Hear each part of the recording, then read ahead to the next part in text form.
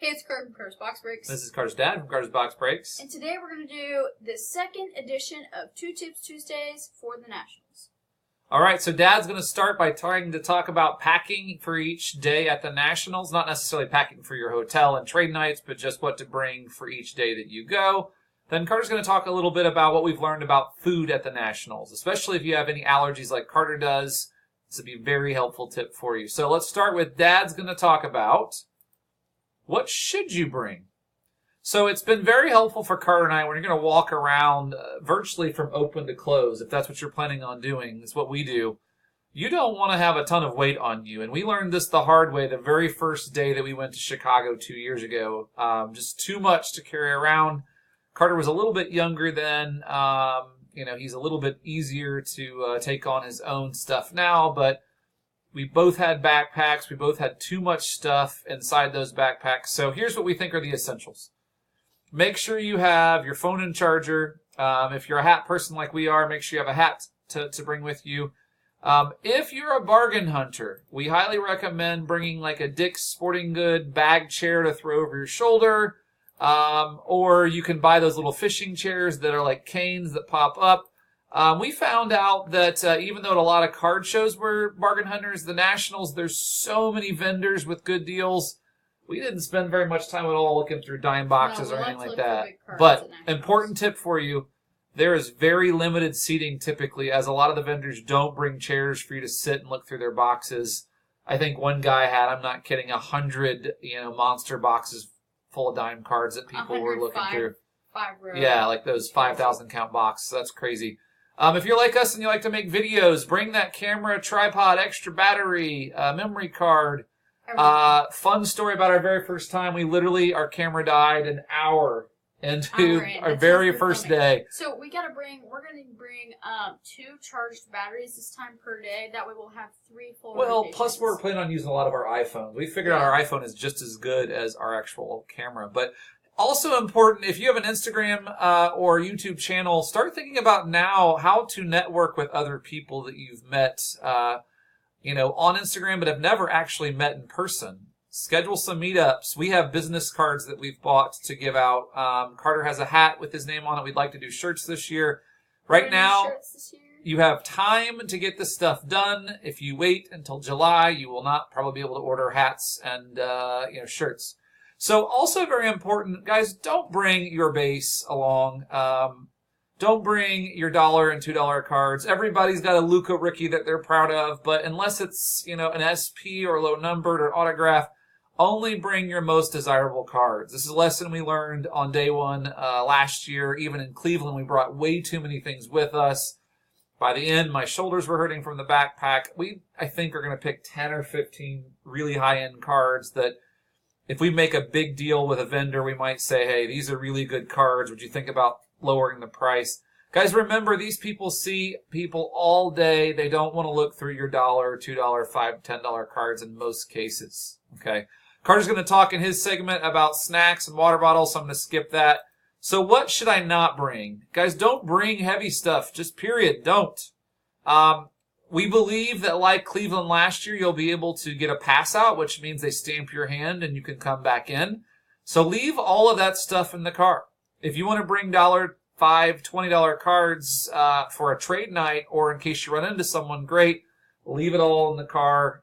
Don't slug it around a convention center floor. We would even go as far as saying, don't worry about loading penny sleeves, top loaders, one touches. Card places everywhere that have every single size you could need for probably top loaders. A dozen dealers that only do stuff to put your cards in. They don't have cards, just penny sleeves.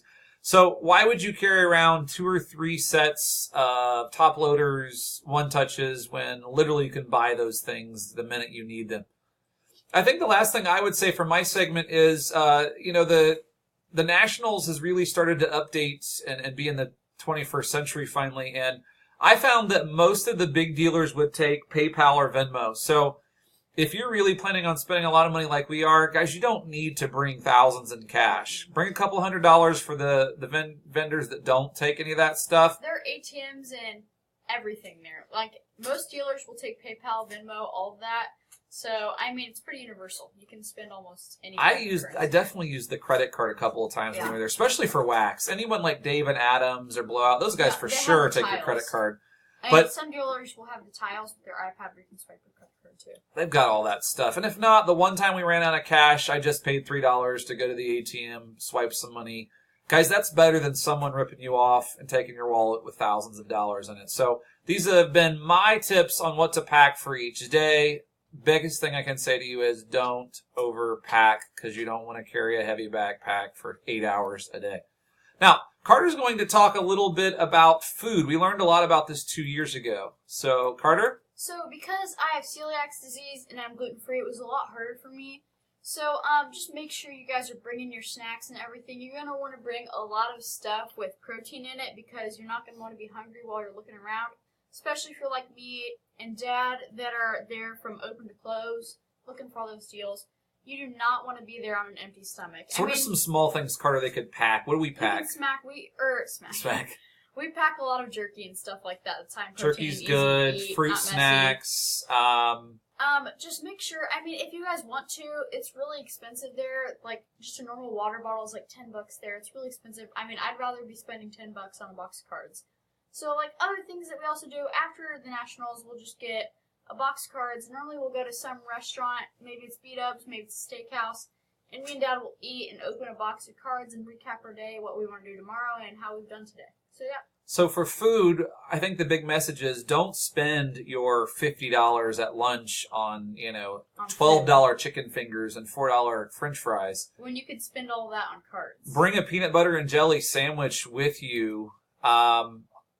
Grab a snack to hold you over. And then Carter and I really have a tradition that we buy a cheap box of cards and we sit there and we open pack after pack. Last year, Dad got a Charles Woodson 101 out of a $9 box of Score. It's such a fun tradition we've started. We thought we'd show you 30 seconds of food from Chicago 2 years ago because that's where it's going to be. So here you go. Maybe here we go.